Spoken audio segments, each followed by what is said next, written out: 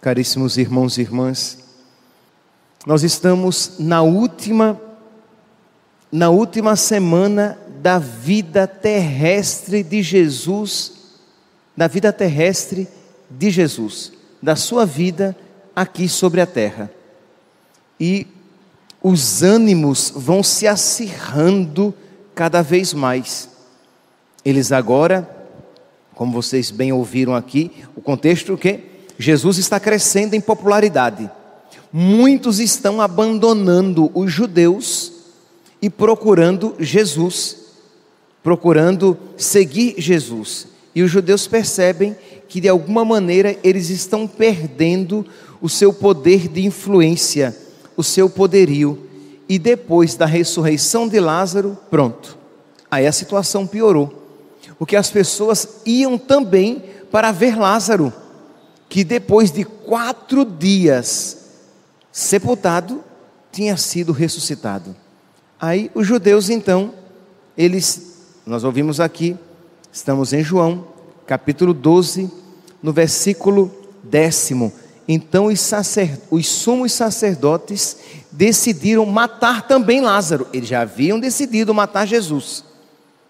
Já nutriam no coração, estavam aqui apenas procurando ocasiões, juntando fatos que fossem de duplo sentido, que eles pudessem utilizar contra Jesus e condená-lo à morte. Agora querem matar também Lázaro, porque eles sabem o quê? Que muitos os deixavam e acreditavam em Jesus. Então aqui nós podemos então perceber também a angústia e a perturbação no coração de nosso Senhor. Ele estava decidido em fazer a vontade do Pai, custasse o que custasse, mas isso não o isentava de temor, de angústia, de aperto no coração. Em João capítulo 12, no versículo 27, Jesus diz, olha que frase profunda e que nós não conseguimos compreender totalmente: a minha alma está agora perturbada. A alma do Filho de Deus, aquela alma unida à divindade, verdadeiramente Deus, verdadeiramente homem. Pois bem, Jesus se sente perturbado, interiormente agitado. Mas aí, como que ele toma um choque de lucidez e ele se pergunta: mas não foi para essa hora que eu vim?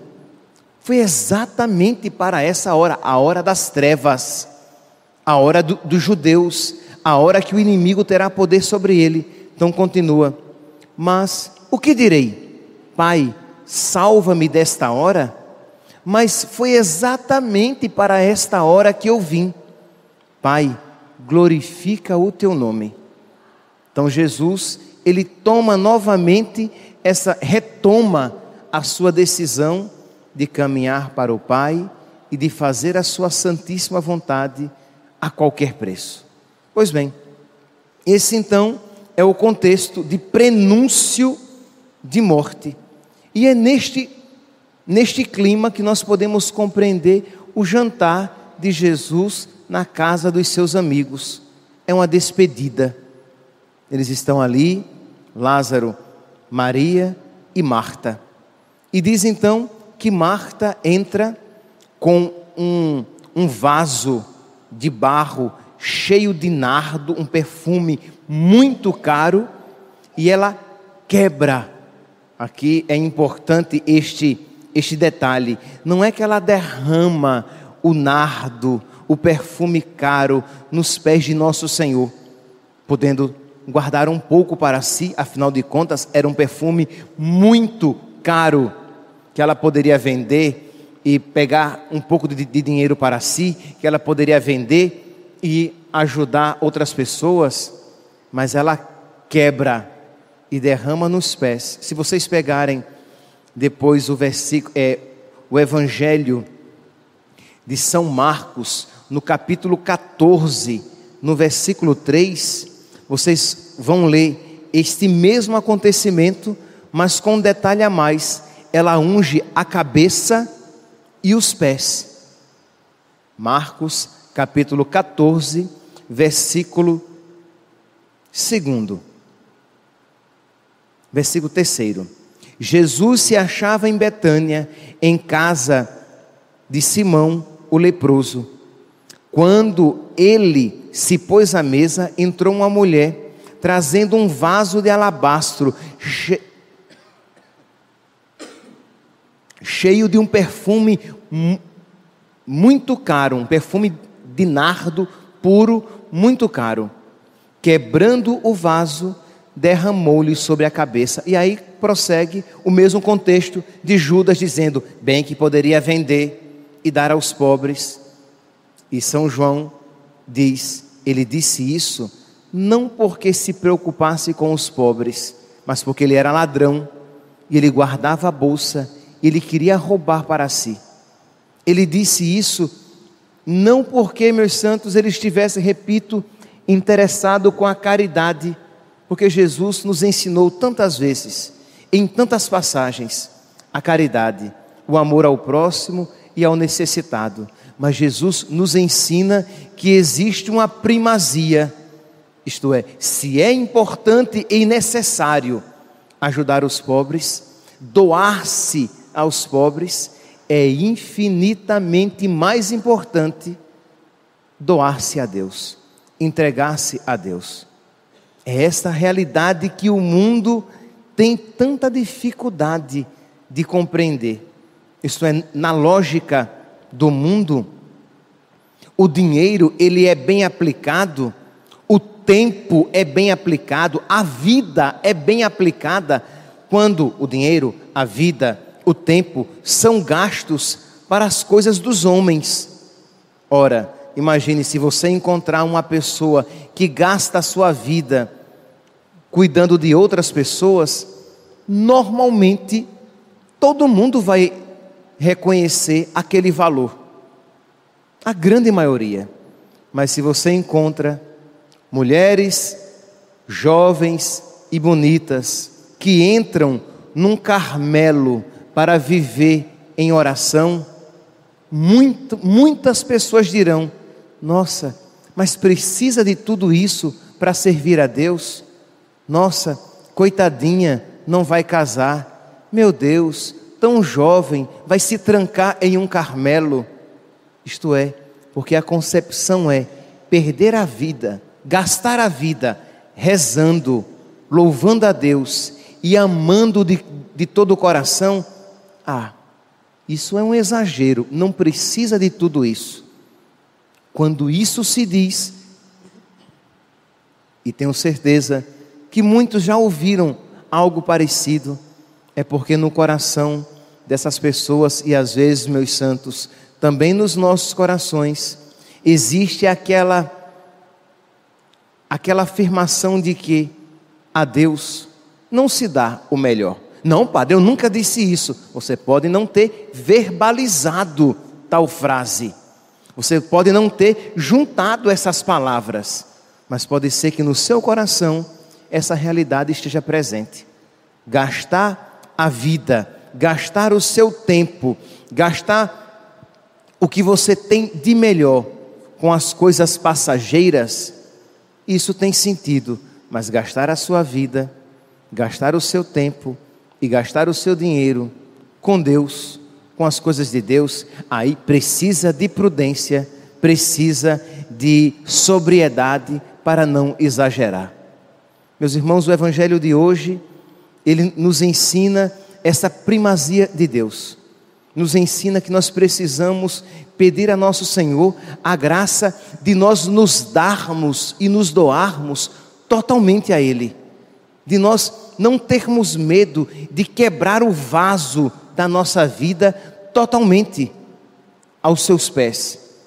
Repito, muitos de nós queremos nos dar, mas queremos nos dar um pouco, queremos nos gastar, mas queremos nos gastar um pouco, isto é, derramar um pouco do perfume, mas não derramar-se totalmente.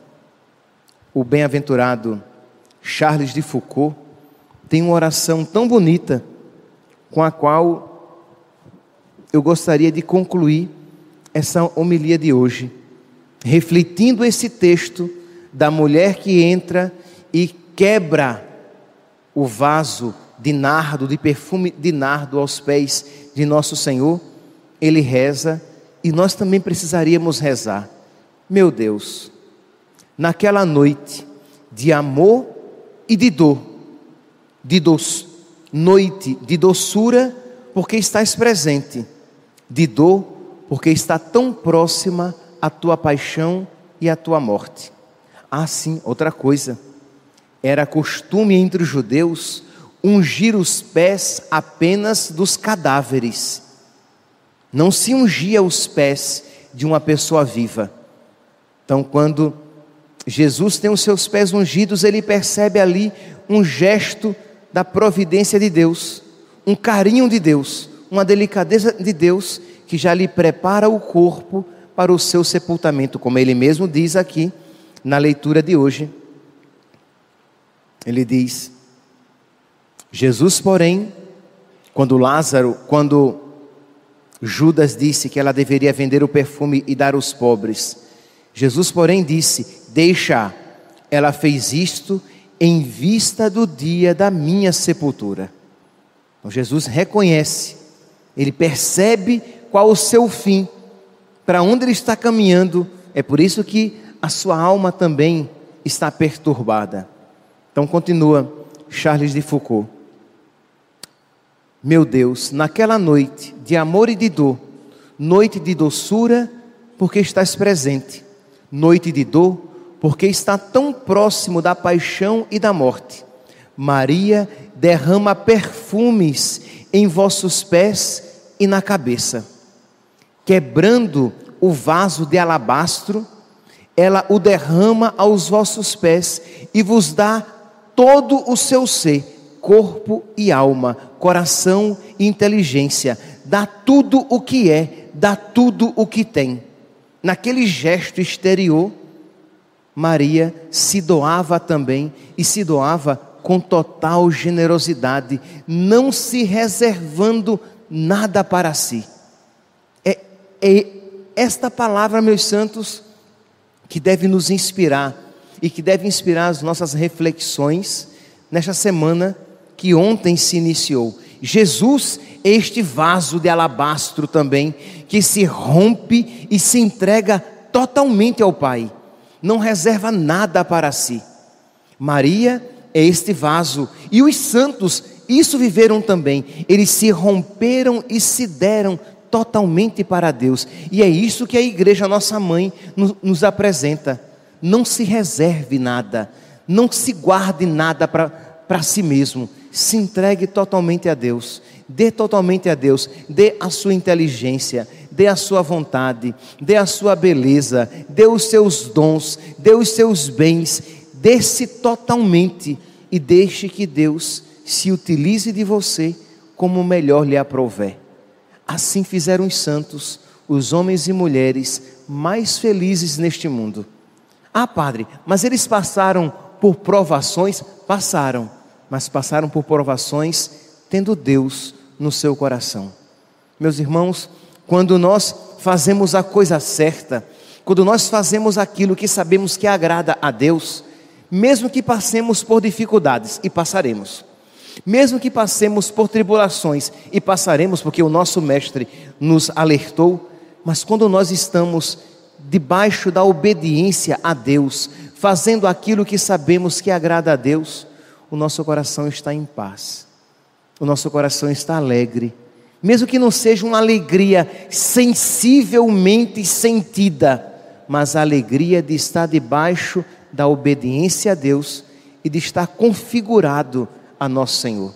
É esta alegria que a igreja, nossa mãe, espera e propõe para todos nós. É esta alegria cujo exemplo hoje contemplamos em Maria, que se doa totalmente. É este exemplo que o bem-aventurado Charles de Foucault viu em Maria, irmã de Marta e Lázaro, e pede para ele: pede para este homem tão doado e que nós também queremos pedir para nós. Continua o bem-aventurado: Maria quebra o vaso e derrama o perfume, nada conserva, toda se dá, tudo que é e tudo que tem. Nada conserva, toda se dá, tudo que é e tudo que tem. Aí ele vem então, depois que ele contempla essa generosidade e esse amor tão profundo, ele olha para dentro de si. Ele olha para o seu coração e ele diz: ó Jesus, quero dar-me a vós, como a vós se deu àquela santa mulher. Quero dar-me a vós sem nada conservar de mim, nem para mim. Quero me dar totalmente. Eis que venho para fazer a vossa vontade. Fazei, ó Senhor, que o meu dom seja completo, que me dê todo a vós e tudo o que me pertence, o perfume e o vaso, a alma e o corpo. Que hoje, meus santos, nesta segunda-feira da Semana Santa, supliquemos a intercessão desses bem-aventurados, dos santos, da Virgem Maria, que foi o vaso humano mais perfeito que se quebrou e se doou totalmente a Deus. Que Jesus nos conceda esta graça, para que não apenas celebremos bem esta Semana Santa, mas para que um dia, na presença do Senhor e com o Senhor, estejamos para sempre. Louvado seja nosso Senhor Jesus Cristo.